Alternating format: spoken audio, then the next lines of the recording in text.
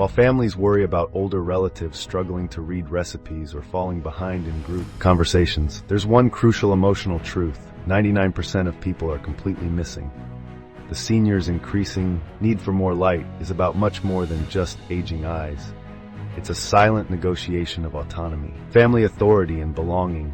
When we flip the family lens, the move toward brighter bulbs reveals the hidden choreography of independence protection and unspoken family contracts. Why older eyes need more light, the truth about presbyopia. Counter-narrative, more light equals more than, meets the eye. Most advice about presbyopia, the natural reduction in near vision as we age, focuses on reading glasses and brighter lamps.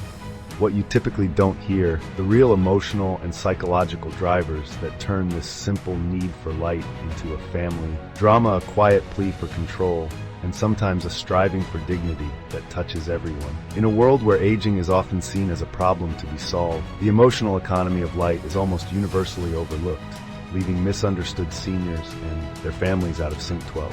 Presbyopia, normal, universal, yet secretly loaded. The science is clear. Starting in your 40s, the lens of the eye stiffens, making close focus difficult. By 60, almost everyone is affected. Symptoms: reading at arm's length, eye strain, headaches, and here's the key, needing more light for close work. 1. Adaptations: magnifiers, big fonts, reading glasses.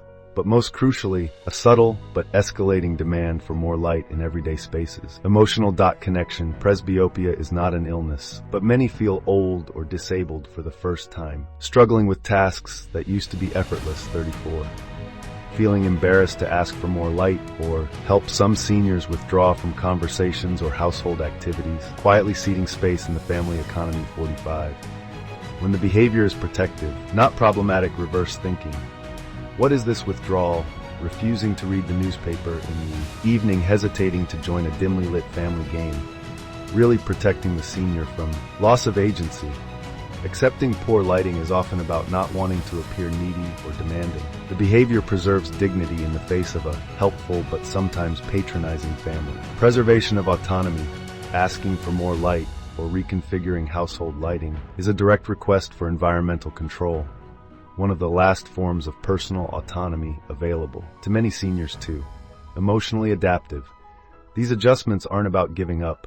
They're a healthy adaptation to the body's changes, a process older adults instinctively pursue to continue their valued roles in the family. 62. Hidden family economy. Who benefits from the status quo? Flip the question. Who secretly benefits from ignoring or under-addressing a senior's need for more light? The primary caregiver unwittingly maintains their role as the family's indispensable support, managing tasks that mom can't do in the dusk, reinforcing their place as the new authority. Other family members capitalize on the status quo. Less competition for control of daily routines. Let dad rest, it's too much strain for him. A sense of martyrdom or self-worth from doing things for the senior, quietly resenting the additional burden while emotionally benefiting from being needed. 67. The senior themselves may collude in minimizing the issue to avoid being labeled a problem or to preserve harmony, even as they quietly lose out on engagement and agency. Why at this life stage? Because transitions, retirement, widowhood, children leaving, tend to erode obvious roles and power. Environmental adaptations, like better lighting, become a symbolic battleground for remaining influence in the domestic system. 62. Developmental pattern recognition. Natural, yet misunderstood mainstream advice often pathologizes the need for more light, as if it's a unique failing or the start of decline. Reality check. Research shows that healthy older adults almost universally underestimate how much more light they need for comfort and safety. So do their family's architect and healthcare workers too. The happy in darkness myth, seniors tolerating dim rooms, actually reflects denial or lack of awareness, not preference. Once introduced to improved lighting, most seniors rapidly adopt and prefer it, regaining lost activities and confidence too. Families, meanwhile, may resist environmental changes because it upends the routine demands investment or threatens the delicate balance of caregiving roles and power. Intergenerational psychology, what truths are avoided and stories perpetuated. Family scripts around not making a fuss, getting used to it, or not wasting electricity often act as emotional bypasses, ways to avoid dealing with fears about aging dependency and mortality. 6.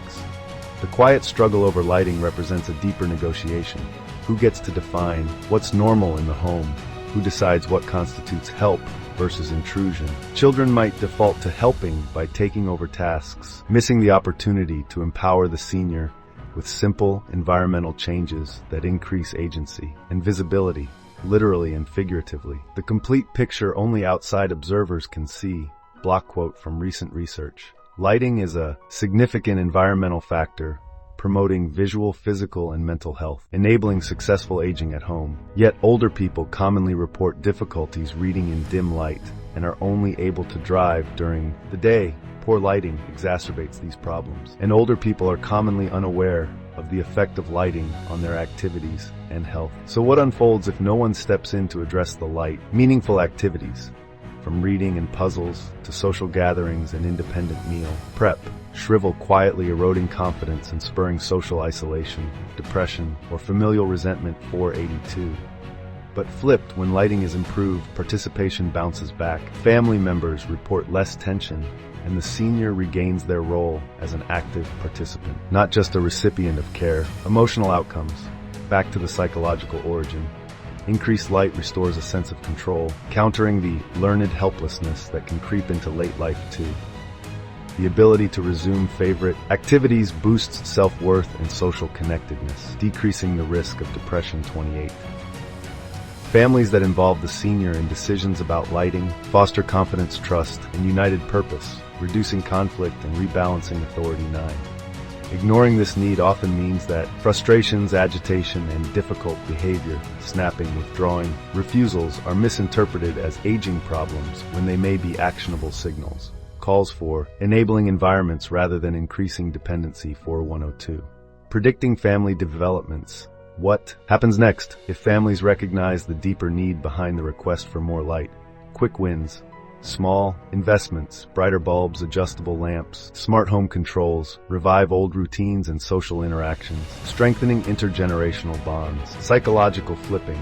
The senior is no longer seen by themselves or others as a passive patient, but as a partner in the home environment. Their preferences spark respect, not resistance. Dynamic rebalancing. When environmental adaptations supplement rather than replace autonomy, the family system adapts to a healthier, less conflict-driven standard, reducing burnout for caregivers and resentment for recipients. If ignored, expect to see an unspoken slide toward disengagement, hidden grief, or loss of role or intimacy, and a gradual hardening of the helper-helped divide. 62. Insight revelation, the subtle pattern. You'll start noticing if this analysis resonates. You'll soon spot this unexpected family pattern. Seemingly minor battles about lamps, switches, or wasting electricity are really negotiations for dignity, control, and relevance. Seniors who start refusing invitations, missing their favorite TV shows, or surrendering daily tasks aren't being difficult. They're signaling felt invisibility and unmet needs for recognition, not just better pixels. The emotional truth 99% of families are missing is that embracing the need for more light is an act of respect, empowerment, and emotional repair. The moment a family moves from treating light as a technical fix to recognizing it as a potent emotional resource, everything changes. Takeaway questions for families. What if Grandpa's crankiness at dinner isn't about his mood, but about fighting to see your faces and remain part of the conversation?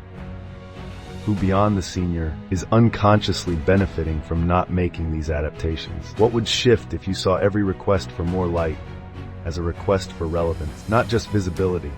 In the 50-year family story, how will your lighting choices be remembered? Encourage families to ask, involve, and experiment, not to control or pathologize, but to dignify, include, and empower.